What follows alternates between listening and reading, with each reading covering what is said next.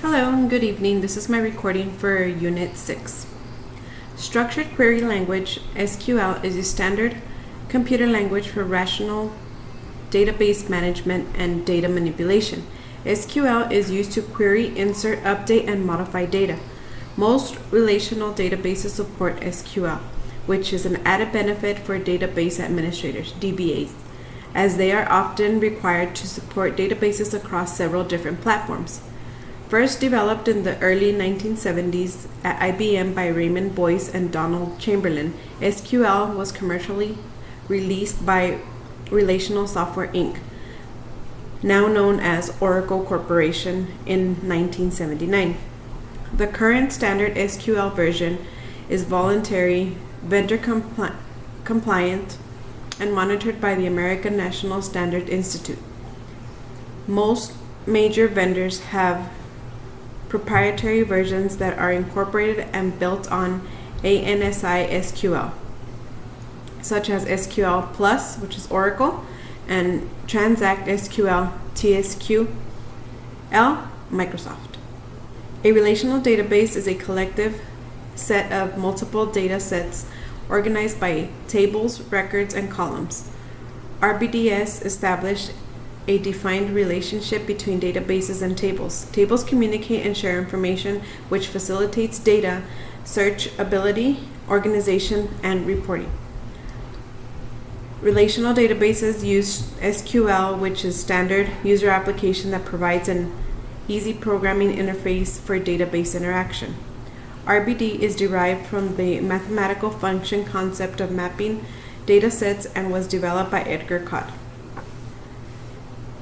NoSQL is a class of database management systems that do not follow all the rules of the relational databases and cannot be traditionally used as SQL to query data. The term is somewhat misleading when it is interpreted as no SQL, and most translated is not only SQL, as this type of database is not generally a replacement, but rather a complementary addition to RBDs and SQL. NoSQL based systems are typically used in very large databases, which are particularly prone to performance problems caused by the limitations of SQL and the relational model of databases. Many think of NoSQL as a modern database of choice, but that scales the web requirements.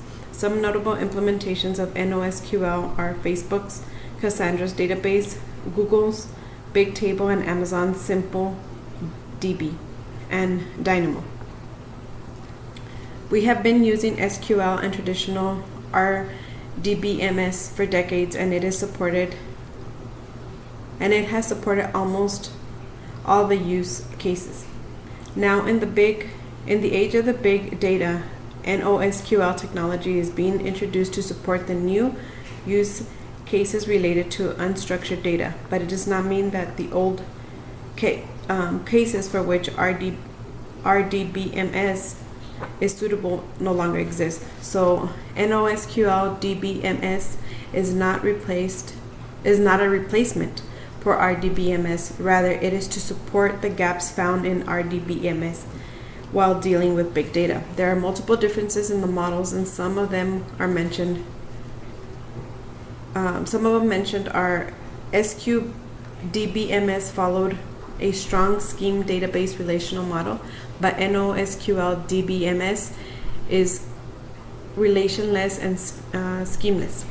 RDBMS only supports vertical scaling, whereas NoSQL DBMS supports horizontal scaling. RDBMS is ACID, and atomacy, consistency, isolation, and durability compliant, but NoSQL DBMS is not. There is no competition between SQL and NoSQL or their database management systems.